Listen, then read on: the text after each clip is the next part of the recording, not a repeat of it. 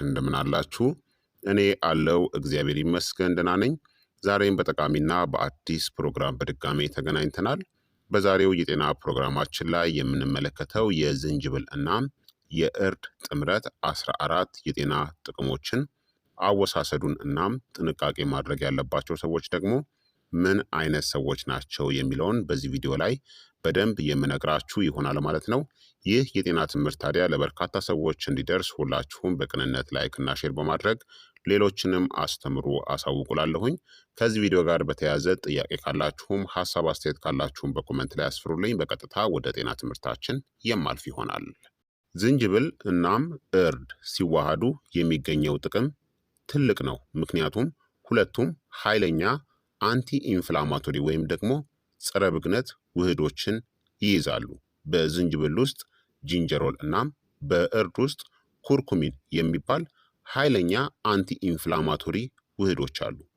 እነዚህን በአንድ ላይ ብትጠቀሙ የምታገኙትን ድንቅ ጥቅሞችን ልንገራችሁ። አንደኛ፣ ኃይለኛ ጸረ ብግነት ውጤት አለ።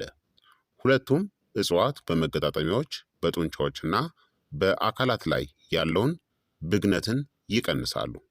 ይህ በአርትራይተስ በጡንቻ ህመም እናም በረጅም ጊዜ ብግነት ለሚሰቃዩ ሰዎች ይረዳል። ሁለተኛ፣ የመገጣጠሚያ ህመም እናም መድረቅን ያስታግሳል። ኩርኩሚን የብግነት ምልክቶችን ይቀንሳል። ዝንጅብል ደግሞ ወደ መገጣጠሚያዎች የሚሄደውን የደም ዝውውርን ያሻሽላል። በጋራ ሲወሰዱ ከአንዱ ብቻ በበለጠ ብግነትን፣ መድረቅንና ህመምን ይቀንሳሉ። ሶስተኛ፣ የበሽታ መከላከልን ያጠናክራል። የበሽታ መከላከል ሴሎችን ይደግፋሉ፣ ኢንፌክሽኖችን ይዋጋሉ እናም የኦክሲዲቲቭ ስትረስንም ይቀንሳሉ። በቋሚነት መጠቀም ለጉንፋን፣ ለፍሉ እናም ለጉሮሮ ህመም የመጋለጥ ዕድልን ይቀንሳል። አራተኛ፣ የምግብ መፈጨትን ያሻሽላል። ሁለቱም የምግብ መፈጨት ኤንዛይሞችን ያነቃቃሉ እናም የአንጀት ብግነትንም ይቀንሳሉ። ለሆድ መነፋት፣ ለጋዝ፣ ለቀርፋፋ የምግብ መፈጨትና ለሆድ ምቾት ማጣት ይረዳሉ። አምስተኛ፣ የጉበት መርዛማነትን የማስወገድ ተግባርን ይደግፋሉ። ኩርኩሚን የጉበት ኤንዛይም ተግባርን ያሻሽላል። ዝንጅብል ደግሞ ሐሞት እንዲመረት ይደግፋል። ይህ የመርዛማ ነገሮችን ማስወገድን ያጎለብታል እና ሜታቦሊክ ጤናን ይደግፋል። ስድስተኛ፣ የደም ስኳርን ለመቆጣጠርም ይረዳል። የኢንሱሊን ሴንሲቲቪቲን ያሻሽላሉ እናም የደም ስኳር መጨመርንም ይቀንሳሉ። ጠቃሚ ለሆኑ ሁኔታዎች ቅድመ የስኳር በሽታ፣ ኢንሱሊን ሬዚስታንስ እና አይነት 2 የስኳር በሽታ ላለባቸው በጥንቃቄ ከሆነ ጠቃሚ ናቸው። ሰባተኛ፣ ክብደት ለመቀነስም ያግዛል። ሜታቦሊዝምን ይጨምራሉ፣ የምግብ ፍላጎትን ይቀንሳሉ፣ ክብደት የሚያስከትል ብግነትን ይቀንሳሉ፣ ስብን የማቃጠል ሂደትንም ያሻሽላሉ። ስምንተኛ፣ የልብ ጤናንም ይደግፋሉ። ኤልዲኤል ወይም ደግሞ መጥፎ ኮሌስትሮልን፣ ትራይግሊሰራይድን፣ የደም ግፊትን እናም የደም መርጋት መፈጠርን ይቀንሳሉ። ይህ የደም ዝውውርን ያሻሽላል እናም ልባችንንም ከጉዳት ይከላከላል። ዘጠነኛ፣ የወር አበባ ህመምንም ይቀንሳሉ። ሁለቱም እጽዋት የማዕፀን ጡንቻዎችን ያዝናናሉ እናም የቁርጥማት ስሜትንም ይቀንሳሉ። ለወር አበባ ህመም፣ ለሆድ መነፋትና ለሆርሞናዊ ብግነት በጣም ጠቃሚ ነው። አስረኛ፣ የአንጎል ተግባርን ያሻሽላል። ጥምረቱ የአንጎል ሴሎችን ከኦክሲዲቲቭ ስትረስ ይከላከላል። ይህ ትውስታ፣ ትኩረት፣ ስሜትና የአንጎል እርጅናንም ያሻሽላል። 11ኛ፣ ከካንሰር ጋር የተያያዘ ብግነት ወይም ደግሞ ኢንፍላሜሽንን ለመቀነስም ይረዳሉ። ኩርኩሚን ለካንሰር ተጋላጭነት አስተዋጽኦ የሚያደርገውን የረጅም ጊዜ ብግነትን ለመቀነስ የሚረዱ ኃይለኛ አንቲኦክሲዳንት ውጤቶች አሉት። ዝንጅብል ደግሞ ፍሪ ራዲካሎችን ይቀንሳል። 12ኛ፣ ኢንፌክሽኖችን ለመዋጋትም ይረዳል። ጥምረቱ ጸረ ባክቴሪያ፣ ጸረ ቫይረስና ጸረ ፈንገስ ባህሪያት አሉት። የጉሮሮ ህመም፣ የመተንፈሻ አካላት ኢንፌክሽኖችን እናም የአንጀት ኢንፌክሽኖችን ለመከላከልም ጠቃሚ ነው። 13ኛ፣ የአንጀት ፈውስንም ይደግፋል። የአንጀት ሽፋን ብግነትን ይቀንሳል። ይህም ለጋስትራይተስ፣ ለአሲድ መመለስና ለአይቢኤስ ጠቃሚ ነው። ዝንጅብል ጨጓራ በፍጥነት ባዶ እንዲሆን ይረዳል። እርድ ደግሞ የአንጀት ብግነት ወይም ደግሞ ኢንፍላሜሽንን ይቀንሳል። 14ተኛ ማቅለሽለሽን ይቀንሳል እናም የምግብ ፍላጎትንም ያሻሽላል። ዝንጅብል ማቅለሽለሽ፣ ማስታወክና የመኪና ላይ ወይም የጉዞ ህመምንም ይቀንሳል።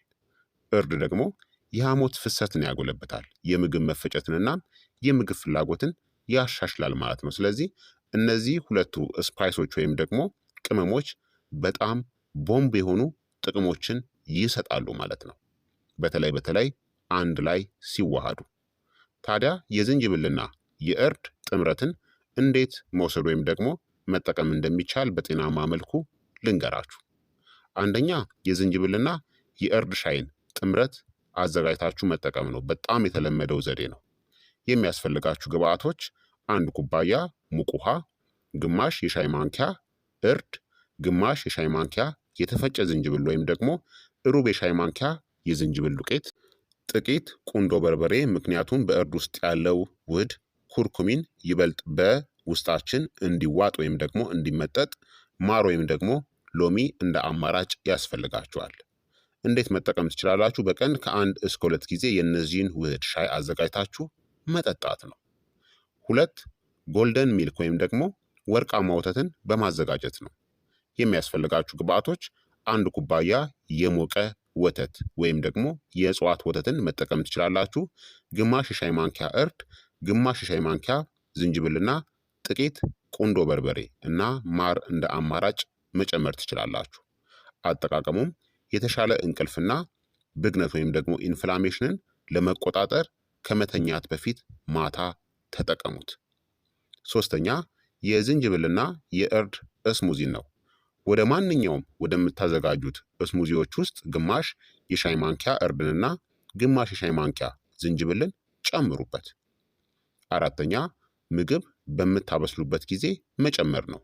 ወደ ሾርባዎች፣ ወደ ወጦች፣ ወደ አትክልቶች ምግብን ስትጠብሱ ጨምራችሁ መጠቀም ትችላላችሁ። 5ተኛ ደግሞ አስፈላጊ ከሆነ በዶክተራችሁ ትዕዛዝ ብቻ በእንክብል ወይም ደግሞ በካፕሱል መልክ መጠቀምም ይቻላል። ተጨማሪ ምግቦችን የምትጠቀሙ ከሆነ እርድን ከ500 እስከ 1000 ሚሊግራም በቀን ዝንጅብልን ደግሞ 500 ሚሊግራም በቀን መጠቀም ይቻላል። የጤና እክል ካለባችሁ ሐኪማችሁን አማክሩ። ሐኪማችሁን ሳታማክሩ ካፕሱሎችን በፍጹም መጠቀም አይመከርም። ታዲያ ጥምረቱን ለመጠቀም ምርጡ ጊዜ አንደኛ ጠዋት ላይ ነው። በአጠቃላይ ምርጡ ጊዜ ነው። ሜታቦሊዝምን ያጠናክራል፣ ብግነትን ይቀንሳል፣ የምግብ መፈጨትን ያሻሽላል፣ ጉልበትን ይሰጣል። የሚመከረው ደግሞ የዝንጅብልና የእርድ ሻይን በባዶ ሆድ ወይም ደግሞ ከቀላል ቁርስ በኋላ መጠጣት ነው። 2ተኛ ላይ ደግሞ ማታ ነው።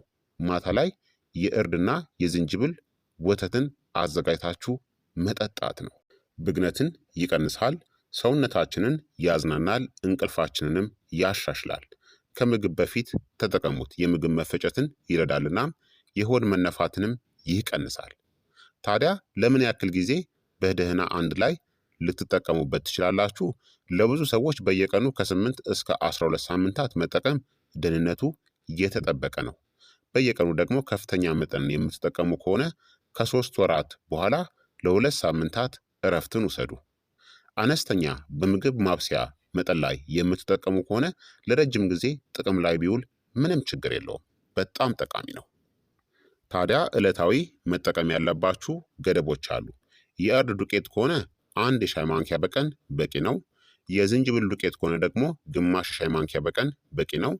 ትኩስ ዝንጅብልን የምትጠቀሙ ከሆነ ከ2 እስከ 3 ግራም በቀን በቂ ነው። የዝንጅብል ሻይ ከሆነ ደግሞ እስከ 2 ኩባያ በቀን በምትጠቀሙት መጠን በቂ ነው።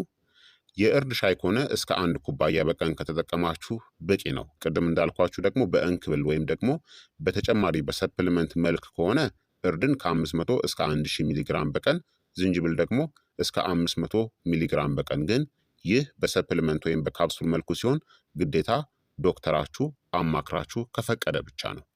ታዲያ ይህንን ጥምረት ደግሞ መገደብ ወይም መመጠን ወይም ማስወገድ ያለባቸው ሰዎች ምን አይነት ሰዎች እንደሆኑ ልንገራችሁ።